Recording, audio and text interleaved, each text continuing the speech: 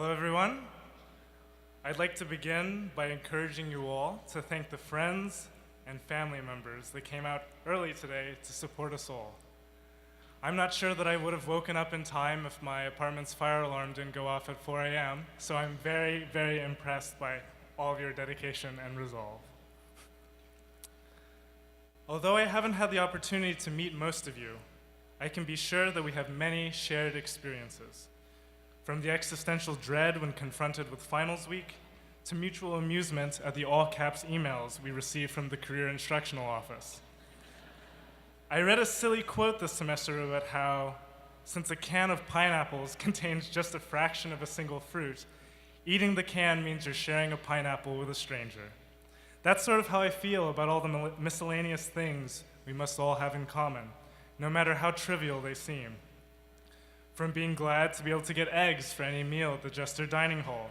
Oh, mutual inability to wear these graduation caps. Mild annoyance when they raised the price of transcripts to $20 this year. And sheer amazement that the canoe explosion statue outside of NHB exists at all.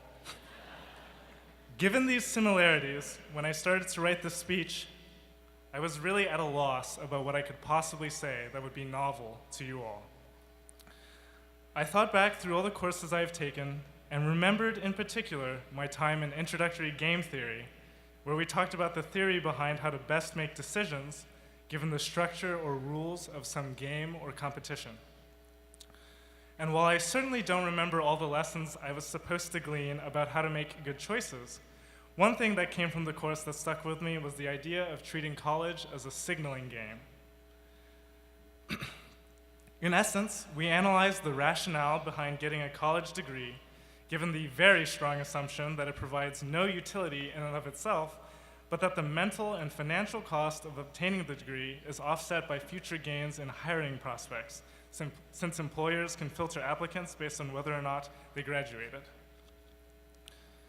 This mindset is something we've been steeped in for most of our lives. People tell us to get a degree to get a job, and so much emphasis is put on just getting into college as a high schooler, not what you'll do when you're there, in your classes, in your extracurriculars, with your friends.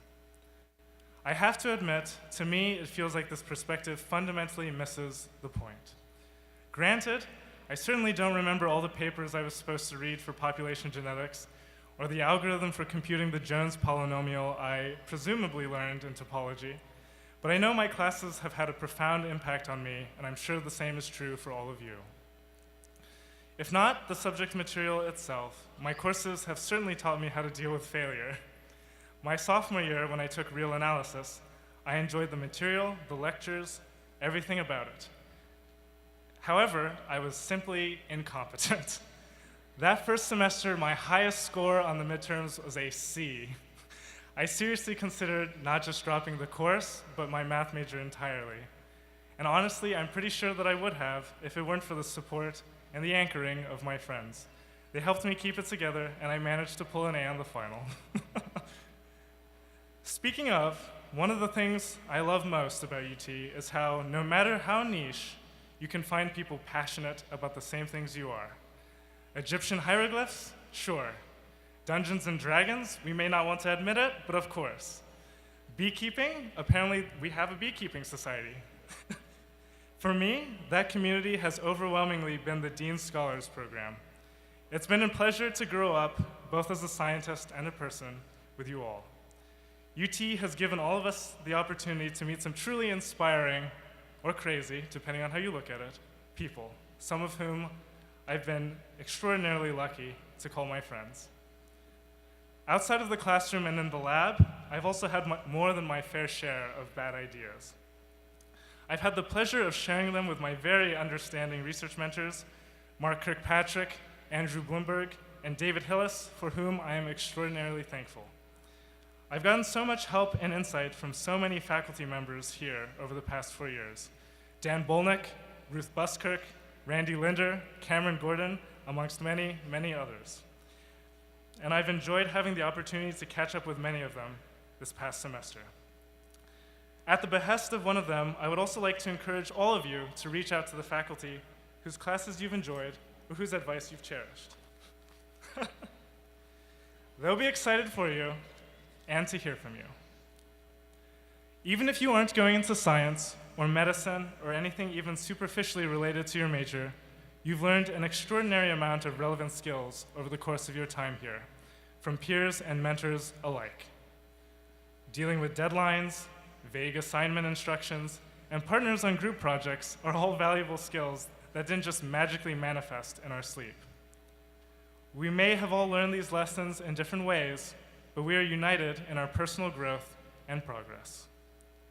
Most fundamentally of all, we are united in our countless hours of work, our many sleepless nights in pursuit of today.